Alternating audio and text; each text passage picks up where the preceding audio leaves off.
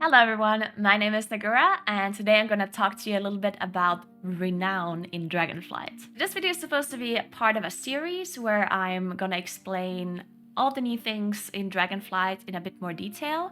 I will do one more video where I go over all of the new things in a more of a TLDR version and a more quick version, but I also make these videos where I explain it in more detail for people that want to know a little bit more about each individual subject. And today we're talking about Renown. What is Renown? First of all, it's similar to what we had in Shadowlands. It basically just replaces the reputation for factions. So what does that mean? So it kind of means that, instead of opening your character window, going to reputation, seeing, oh, you are friendly, honored, revered, exalted, you now have a different system for it that is displayed in Renown levels. And each level gives you different kinds of rewards that you can see in game. I will show you. So on the minimap, you will have a icon, and it gives you like a really nice overview of all of the different major factions that have the Renown system in them. So we have Dragonscale Expedition, Marok Centaur, Iskar Tuskar, and Valdrakken Accord. These are the main factions. You can also see them on the minimap with the same icon that you can see here. So if I open up the map, you can see in the Waking Shores the Dragonscale base camp for the Dragonscale Expedition. Then here in Teldrassus, where I'm right now, is the Valdrakken Accord. In Onaran Plains is the Marukai. And in Azurespan, here at the bottom left, is the Iskara Taskar. These are like the main hubs for each of those renown levels. And again, they're basically just reputation. There's no restriction in which faction you want to advance your renown in. It's not the same as in Shadowlands where you had to choose one and you could only advance that one. So there's no restrictions whatsoever. You can either advance them all simultaneously, or you can choose one to only do quests and stuff for those ones, but you can do them all at once if you want to. Now let's talk a bit about the rewards you can get. First of all, there's no player power involved, at least no major high-end player power involved. You could consider it player power to some extent through recipes that you unlock for your professions, and there's also certain items you can get, but the item level of it is pretty low, and if you're a heroic raider or a mythic plus player that does hierarchies, you probably don't have any use for those items. Now, if you click on them, you will see the rewards actually listed up here. So each renown step, you also have a progress bar here. You can see how close you are to the next renown step.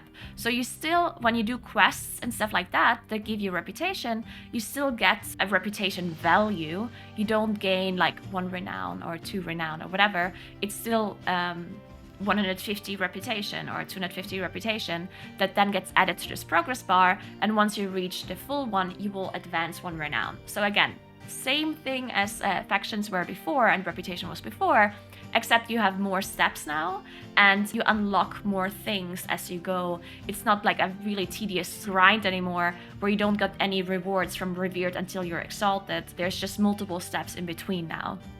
And yeah, with this window you can see all of the rewards that you're getting. Important to note is that most of them are account unlocks, and you can see it here as well in the tooltip. Whenever something is account unlock, it will be written in this blue text. There are some things that are not account-wide, and they're mainly the recipes for your professions and the certain items that I talked about earlier. You may acquire a pair of useful combat expedition gloves, item level 376 from Pathfinder Jeb. 376 definitely not super high item level if you compare it to normal mode raid item level. That one is 389. 389 is normal mode item level from the raids from the first couple of bosses. There is another item that you can get at a certain renown level that is a bit higher, and it's 389. And 389 again is exactly normal mode item level from the first few bosses. And because it takes quite a while to actually reach such a high renown level, I doubt that people that are actually actively raiding or playing in Plus or playing PvP would need those items. They're more like a catch-up mechanic or for people that only do outdoor content. But those items are also not account-wide, so keep that in mind. Almost everything is account-wide except these items that I talked about, plus also the recipes. Then, what else do you get cosmetic-wise? You get all kinds of transmogs.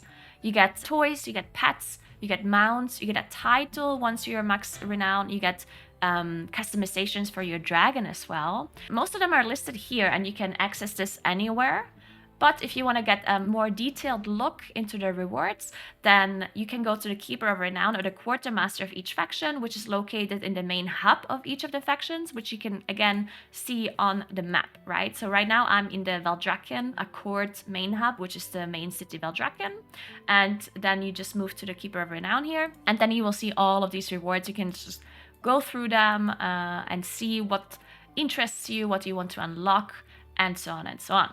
Then at certain levels of Renown, you will also unlock additional quests. They did say that some of these quests were actually encrypted on beta and that we haven't actually seen any of it.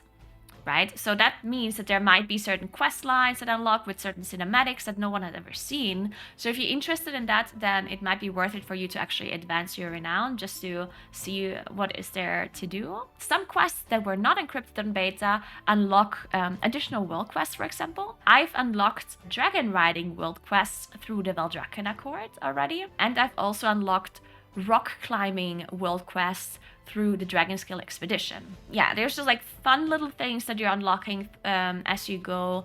I personally think it's a very interesting way to time gate the content in a fun way, and you can go at your own pace. There's no rush because you don't need to get any sort of player power reward. So I personally really like it, but again, you can choose if you want to do this or not. I'm just pointing out all of the rewards so you can see for yourself if this is something that you're interested in or not. Then one more thing that I want to talk about is once you're level 25, each Renown gives you a title, an individual one, and each Renown at 25 also gives you a Primal Infusion. A Primal Infusion is a profession material that you can use to upgrade crafted items to item level 395 to 405, right? So if you have any sort of item, you can upgrade it max 405 item level once you have this Primal Infusion. Now, 405 is decently high item level. It's not insane by any means, but 405, I guess, could be an upgrade for some people. But keep in mind that this is not the only way to get a Primal Infusion. You can also get Primal Infusions through Plus, through raiding, and so on. So I think once you reach 25 Renown, which is takes a long time, these Primal Infusions are not gonna be like that important anymore if you are a raider and a plus player. So you don't have to do the Renown just because you want this Primal Infusion, because as I said, it's much easier to get it through M+ and stuff like that if you're a high-end PvE player or a PvP player. If you only do outdoor content, then this is certainly interesting to you, I would say. So just keep that in mind. It's a one-time reward for every faction at 25. Alright, now let's talk about how you get Renown. Okay, I already mentioned this a little bit before. You do quests and you get a value of a reputation. You can see it in your quest log as well as a reward in most of them. You can see this one here, for example, gives 250 reputation for each of the major factions as well, and additional 50 for Valdrakken. Now, I'm going to list some things you can do to get reputation. Okay, number one, there's side quests. You can see a lot of them. I still have a lot of them here that are visible on the map. They give reputation and they're one-time quests. You can also already do them while leveling. Then there's world quests that give reputation as well, like this one here. And a good thing to note about the world quest is that there are bi-weekly, most of them. So that means you have 3.5 days to do most of these quests, these world quests, so you don't have to rush anything, right? If you want to level, you can take your time, because these world quests, it's not like they are like daily quests or like only up for a couple of hours. They're actually up for half a week. So keep that in mind. You have time to do them. There's some world quests that are actually up for a whole week as well. So they're weekly world quests. Then there are some daily quests, but they're mostly the PvP quests that are daily and the pet battle quests that are daily. All the other quests that I've seen so far are bi-weekly or weekly. So keep that in mind. Then there's a lot of weekly quests, actually. Not world quests, just normal weekly quests that you unlock for each of the Renowns. You don't unlock them immediately as your max level. You unlock them a bit later with your Renown as you're advancing it. But there's one main weekly quest that is very similar to what we had in Shadowlands as well, and it's called Aiding the Accord. You unlock it by finishing the campaign, so it will be really easy for you to find this quest. And what this quest wants you to do is farm 3,000 reputation towards any of the major factions. And then there's one additional task that changes each week. So right now I have a quest that tells me to do 5 world quests, but there's other tasks as well where you have to do other activities. And I've noticed that if you do outdoor content, this quest just kind of happens passively. You don't have to go out of your way to do this quest really, because the reward for this weekly quest is reputation for Renown, right? You would only care about this quest if you care about Renown in general. And if you care about Renown in general, you would already do world quests and side quests and all of that stuff anyway, and then this just kind of happens passively. Then additionally you get Valdrakken Treasure, and this treasure contains supplies, I will talk about that a bit later, and also other reputation gains, and it also contains items, but the items are pretty low item level in comparison to what would drop in the raid or in dungeons and so on. For an outdoor person that only does outdoor content, surely these items are nice, but for everyone that does raiding or plus or whatever, I don't think this is needed at all if you don't want to do Renown. If that's not content you like doing, then you can just ignore this quest basically. Then additionally you have a lot of weekly quests for each individual Renown or faction.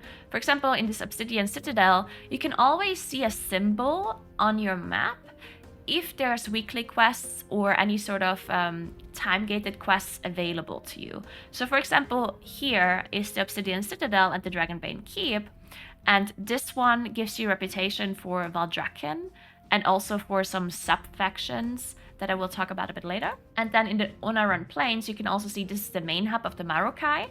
This is where the Keeper of Renown is. But then here's another symbol as well, where it says the clan Ilag has stopped at this location for the time being. And then you will see if you fly there, you will see there's daily quests or a weekly quest available at that spot. So you won't miss these things really. You just have to look at the map and then fly to the main hubs and see what kind of quests there are available to you. And some of them are weekly, most of them are actually weekly. There's some daily quests I've seen, and it's mainly for the Marokai that I've seen them. Then there's something called trophies or relics or something like that. And you can see it right here. They are items you loot from various activities, from killing mobs, from doing quests, from opening chests in the open world. And these relics or items you can turn in for reputation. So for example, the Titan relics, I have 5 to trade. It says here when I mouse over, I have 5 in my bags and I can trade them in for reputation in return. And then each faction has different ones. Here the Dragon Scale Expedition has the Dragon Isle artifacts that you can trade in, and then the Marokai has trophies, and the Iskar Tuskar has something else as well. So don't throw these things away. Usually there's some explanation when you mouse over the item, and then you will be able to just trade them in at the major Renown area. Then there are certain events as well that give you reputation too. One of those events is the Siege on Dragonbane Keep. You can see it right here. There's a symbol on the map. It's like this horn symbol. And this is an event that happens periodically, very similar to events that we had in the Maw with these icons there, if you guys remember. So every couple of hours or whatever, it will be an event. You go there, you can see different phases, like a thing pops up, it's like phase 1, do this and that, phase 2, do this and that, and then at the end you have to kill a boss, and then you get this reward, the Dragonbane Strongbox. The rewards are limited, so you don't have to do this every single time it's up. You only have to do once a week, and then you get this reward, and then you're done. And there are similar events as well for the Marokai as well, and you will always see them on the map. I personally think that all of this information that I'm giving you right now is not that important for you to know beforehand, because as you're going through, as you're leveling and as you're questing through the areas, you will kind of be introduced into all of these things, and you will see icons on the map, and you fly there, and then you get a quest, and you do that. All of these things you figure out as you go. But I know that there's a lot of people that kind of want to know these things beforehand to be prepared, and that's why I'm telling you all of this, but I know it's a lot of information to go through. Alright, now let's talk about how you maximize the renown that you can gain for these major factions. Disclaimer, I do think that you should go at your own pace. I don't think you have to maximize the reputation unless you want to do something very specific. Like, for example, if you want to be the first one to unlock a certain recipe to gain more gold because you're the only crafter that can make this item, then I understand if you want to rush like to a certain renown level, but I do think that taking this slowly and not trying to super min-max this is going to be a much better experience for you. So I will tell you what the best way is to get the most renown, but keep that in mind. Keep in mind that you don't have to min-max this. So what should you be doing if you want to really min-max this renown? So I have been doing a bunch of quests and a bunch of stuff on beta, and the thing that I have noticed is that once you reach certain renown levels, you unlock additional things, right?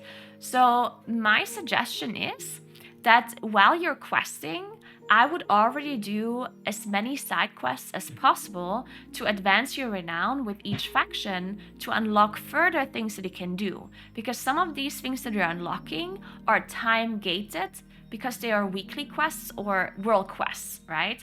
So in my opinion, the best way to level up your renown quickly is by advancing your renown early on very fast by doing the side quests. And then once you've unlocked the weekly quests, you're good to go, because then you have done all of those things, right? Because if you would take it slow, then you might miss out on one weekly quest here or there, or you might miss out on a world quest because you haven't unlocked it yet at that moment, right? So do as many side quests as you can while leveling.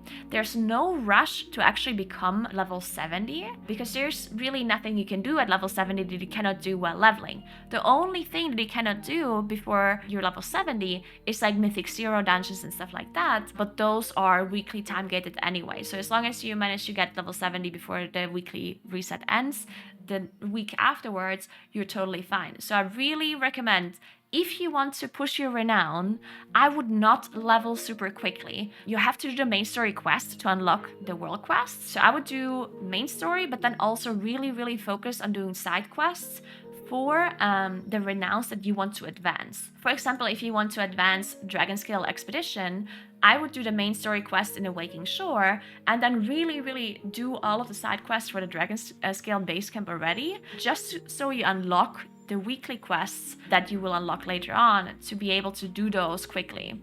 And the most important one, in my opinion, is also the Marukai. If you want to advance the Marukai, that's the only faction I've seen so far that has daily quests. Almost all of the other ones are weekly quests to the unlock and world quests, and most of the world quests are bi-weekly. So if you want to do the daily quest for the Marukai, I would advance this renown as fast as I can to unlock the daily quests, to make sure you're not missing out on those. And then there's also world quests you can unlock with the Draken Accord, the dragon riding world quests. So you want to advance that if you want to get the world quests for that. And there's also rock climbing world quests you can unlock with the Dragonscale Expedition. So I would also do that. Then there's 2 weekly dungeon quests. You pick them up in the Sapphire Enclave in Valdrakken. Here. So in this area, there's 2 NPCs that give you a weekly dungeon quest that gives you 250 reputation for each faction, so you want to do those for sure. There's also a PvP quest that is in a target dummy area, and that one gives you 250 for each as well. Then of course you want to do all of the world quests, the bi-weekly ones that give you reputation. You want to do the weeklies in the Obsidian Citadel. You can see the icon here. In this Citadel, these are elite quests though, and they could actually be decently difficult at the start, so I would suggest to find some people to do these quests with. There's a lot of weekly quests that you unlock here. So yeah, just do all of the time-gated quests that you unlock to make sure you're not missing out on the reputation that is time-gated, like the weekly quests, the daily quests, the world quests. And then afterwards, I would focus on the side quests once you have additional time after you've unlocked the initial ones, right? So first, doing side quests makes a lot of sense until you unlock the weekly quests and the daily quests. And then after you've unlocked those, I would focus on doing the daily quests and the weekly quests. And then once you've done them, again, you should continue to do side quests. And any sort of chests you should pick up as you go, because chests can also contain these trophies that gives you renown. And you should also be killing rare mobs as you go, because they can also give you renown and certain trophies. But yeah, there's so much to do. I want to just make it clear to you that if you want to advance every single renown, every single faction, there's so many activities, so many things that you can do, it would take up a lot of time. So maybe focusing on some of the factions and not trying to advance all of them would make sense early on. Just check out all of the rewards you can get from each of the renown and then maybe choose one or two, just because it's so much stuff to do and you might not be able to do everything, right? So maybe choosing some makes more sense. I recommend choosing Valdrakken Accord as one of your major ones that you advance. It's like the main kind of faction that unlocks the dragon riding world quests. And additionally, you get all of these weekly quests that you unlock in the Obsidian Citadel. And additionally, you also get other reputation, which is a sub-faction for Sibelian and Wrathion, which is another Quartermaster, which again gives you transmogs and items as well. So you can advance Sibelian or Wrathion at the same time as the Valdrakken Accord. So I would really focus on that if I were you, unless there are certain recipes or certain rewards, of course, that you want from these other renowns. But yeah, just keep that in mind, that it's a tall task to advance all of them simultaneously. It's a lot of stuff to do. You can see my quest log is full of things, so many daily quests, so many weekly quests, so many things to do, plus all of the profession quests, and additionally also all of the world quests. So if you have limited time available to you, I would just pick and choose some of the factions and mainly focus on advancing those instead of just doing everything all at once. All right. So that was it about Renown. I hope I gave you a bit of a better idea on how it works and what kind of rewards you're getting and how to best unlock or advance your renowns and your factions. And yeah, I will do more videos like this where I talk about the professions, I will talk about dragon riding and all the things that are new in Dragonflight as well. So check out those videos if you're interested in that whenever I upload them. And yeah. Thank you so much for watching. You can also come over to my Twitch channel at twitch.tv/Naguura if you have any other questions, or ask in the description below. And subscribe to the channel if you haven't yet for more videos like these. And thank you so much for watching. I'll see you in the next video. Goodbye.